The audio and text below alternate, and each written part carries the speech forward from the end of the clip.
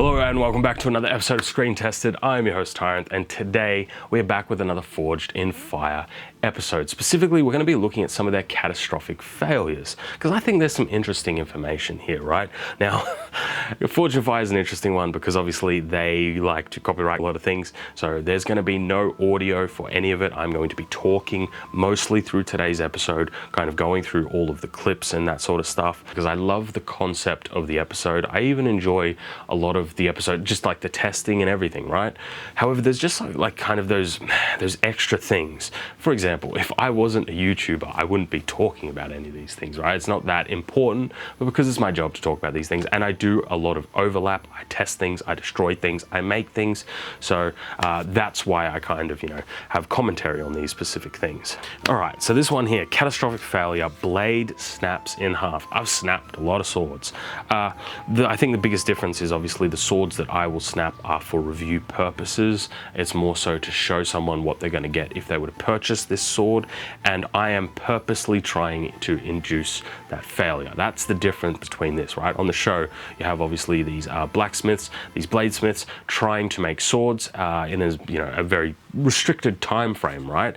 And it means that obviously it's not going to be perfect, and then they put it to the test. They'll have their tests. We've been over their tests and how arbitrary sometimes they can be, but the truth is I do like most of the tests, the pig test, the ballistic test. Now obviously ballistic gel isn't exactly the same as flesh for blades as it is for actually firing projectiles. I get that, but like generally I enjoy it, right? So let's see what happens here.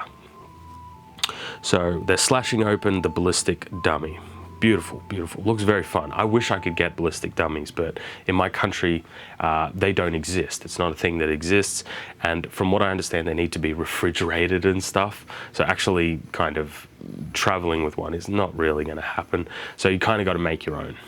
Anyway, besides the point, we come back to that LARP armor issue. This armor does not look at all good. That's interesting. Okay. For this destruction test, they did a blade-on-blade contact right on the edge. This is one of those tests where it is very brutal, very, very destructive, but I would expect my blade to be able to handle blade-on-blade contact. Usually I would, I'd complain like, why the hell are you hitting that? That doesn't make sense. That's not a good test. That one's actually fair, and it did break after one swing. What I find interesting though is that, first off, the blade actually looks quite beautiful. It is a nice layered blade with a very refined cross-section. That looks very similar to like a falchion cross-section, right? Just a large bevel, which means that it's a very fine edge, which means it's good at cutting, which we saw earlier, but also hitting something hard with that sort of, blade geometry is not going to end well. But yeah, I feel like this is a fair and valid test, and it couldn't handle the edge on edge. Let's see how the other blade goes, because if the other blade survives it, I think that's fair. Like, yeah, you win for sure. All things considered, he also hit on the blade in the same area, so I actually think this is a fair and valid test, 100%, 100%. Next up, the Fairbairn Sykes fighting dagger, right? Obviously, a lot of these bladesmiths who are making these blades, like, that is not a Fairbairn Sykes. Like, let's be real here. That is a monster. Nowhere the same as the original dagger. The reason why I bring this up is because I know that people are being disqualified right at the testing phase because their blade doesn't have certain parameters. And I'm actually really surprised that this particular blade falls within the parameters, because that is nowhere. In terms of this particular test, right? Stabbing a jerry can, wow, he's rolling a lot on that. To be fair here, again, I actually don't think the judge was at fault for this one. I think it's purely down to the break. Wow, you can see the grain structure from this far away a shot. In a lot of these cases, these blades are being made under a time crunch, and heat treating is one of those things where if you don't get it right, there are consequences to it, and usually the blade is going to break. So I guess we'll call this one a fair test as well, honestly. So that is that one. All right, next one. This one's interesting because this one is a segue to today's sponsor. Manta Sleep, premium quality sleep masks. If you have trouble sleeping like I do, you might want to consider picking up one of these bad boys. Now this one here is the Pro Mask, and it comes with a couple of cool features. Obviously, it comes in a nice little box. It has a traveling case and also a bag inside that holds additional eyelets. But when it comes to the mask itself, it's made out of very premium and nice feeling quality material that is quite breathable. I was actually thoroughly impressed about it.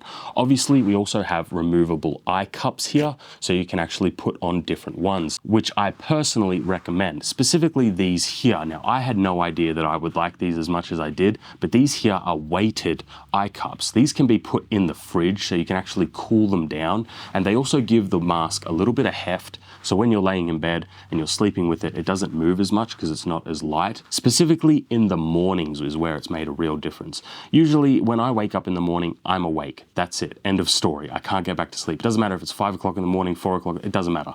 This has helped me get back to sleep in the morning and get a couple of extra hours because obviously it removes all of that light pollution. So for that reason alone, I can recommend it. So if you want to pick one of these up, there'll be a link down below. Use code TESTED to get an extra 10% off, and it will also help support the channel. So thank you, Manta Sleep, for sponsoring today's episode.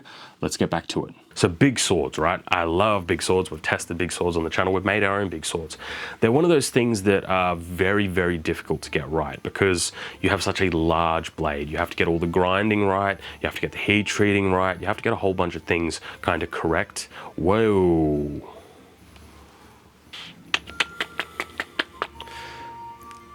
I'm conflicted about this particular catastrophic failure, if I'm being completely honest with you, because I think this might be the actual, I think this might be the judge's fault. This is a large blade, big, long blades. Obviously getting the heat treating and tempering right on them is really difficult, but it's also a balance because you have to kind of decide, do you want your blade to be really hard and really stiff, or do you want it to be really floppy and soft, or do you want the sweet spot, which is what most people want, right? You want it to be able to have some rigidity in the blade so it can cut and slice and thrust, but at the same time, if you hit something hard or you hit something a little bit off, kind of like in this exact shot, it will bend and then bend back.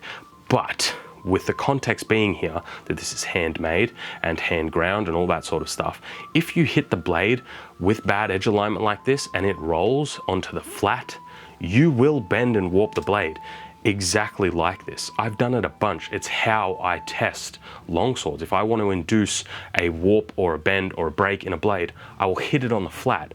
So this particular one I think is actually squarely on the judge. And funnily enough, I don't actually think I consider this to be a catastrophic failure because with this sort of blade, with this sort of hardness, if it bends like that, it didn't really have much flex to it. It means that you can bend it back and use it again. That's entirely possible. So I think it's actually not a catastrophic failure as well. But I guess we'll look at the opponent's blade. How does this one go? And it broke into 3 pieces. Yeah, so that is worse. So this one was too hard. So the other one was soft. This one's too hard. But to be fair, I think that first strike definitely was on the judge. At least in this one, it seems like it did cut a little bit deeper. The funny thing is, right, I don't hold this against any of the Smiths. I don't think it's actually a Smith problem. Making a blade that big is not easy. It is complex geometry, and it's complex not only sword design and forging process. It's not like a starter blade. It's not like, if you've never forged one before, if you've never made one before, then I would absolutely expect this. It's not like regular blades at all. They are bigger. A lot of the dynamics are just different. I mean, I think the proof is here. You have two of the finalists, and both of their blades fail. It's like, yeah, I think you just gave them too difficult of a blade to make. This is not an easy thing to do. Oh, he did just bend it back. There you go. That's good. Next up, arming sword. I think I actually covered this one in the other Forged in Fire episode.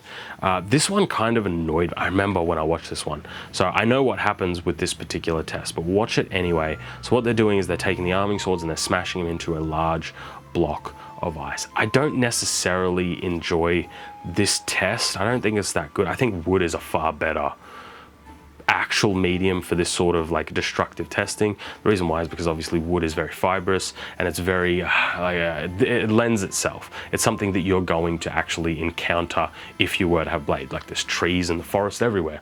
If you're enjoying today's episode, you should consider subscribing. That was loud. Subscribe. How often do you come across large blocks of ice? It's just not a medium that a blade really would come in contact with, and I don't necessarily think it lends itself to any sort of testing. Anyway, that's besides the point. We did an episode on the arbitrary testing mediums. The pommel snapped off. Pommels can snap off, of course they can snap off. It's one of the weaker points of the blade. You know, if we were to have a look at our blade, right, you have obviously a couple of points of failure. It could fail up on the blade itself. It could fail down here where the actual blade and the tang kind of intersect in the handle, usually because the blade goes from thicker to thinner, and usually if you have like right angles on the shoulders of the tang, it means that they are concentration points, so they can actually snap right there. And then another point is obviously at the pommel. Usually we want the tang to run all the way through, and then it gets peened at the end. So we heat up the end and then we hammer it down, so it creates a nice strong construction for these types of swords that we're looking at. So the pommel snapping off usually means that the taper from the tang is just too aggressive and it gets too thin. And the reason why the pommel will snap off, again, kind of lending itself back to this medium, is because when you actually hit with the blade, all of that shock and vibration, right, needs to go somewhere. So it goes all the way through the blade and it's going to go right down to the pommel, which is why on some particular sword designs, when you're holding the pommel and you hit something hard, the shock's going to go into your hand. So usually the shock goes straight into the pommel. So a pommel breaking off is not necessarily something that's going to be out of the realms of possibility, especially with this type of medium, right?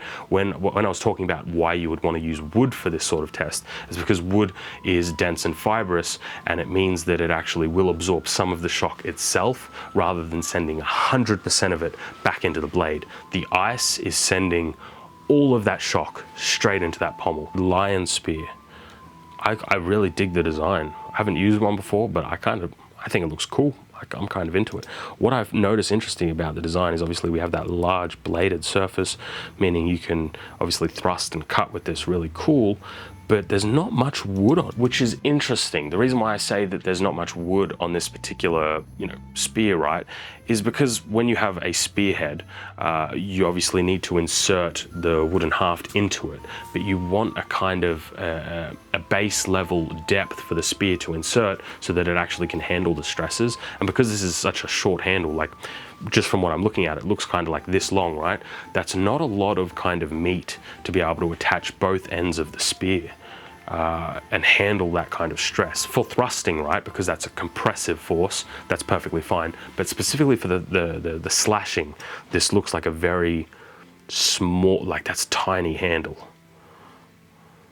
And I look at the neck of the spear, right, how it tapers down. There does not look like there is a lot of space for the wood to actually insert into the actual the spearheads, which means there's not a lot of material to be able to handle a lot of those kind of forces. I would be surprised. I would actually be more surprised if it didn't break. That is a huge blade with a very thin neck that connects to a very small haft. That is like, for thrusting, yeah, that's fine, but look at that. And I know this because I've done this, right? There have been times where I had to get a spear hafted very, very quickly, and I only put it in, maybe, sounded bad, but I only, hafted the spear very minorly with like maybe 2 inches. It's like, yeah, the moment I actually, try and cut with the spear, it snaps because there's just not enough meat there. You need more insertion. But yeah, I mean, I would have been more surprised if that actually held up, because that is a very, very small wooden handle for that. But that's going to be all. Thank you guys for watching. I genuinely hope you enjoyed. And as always, I'll see you next week in another episode. Have a good one.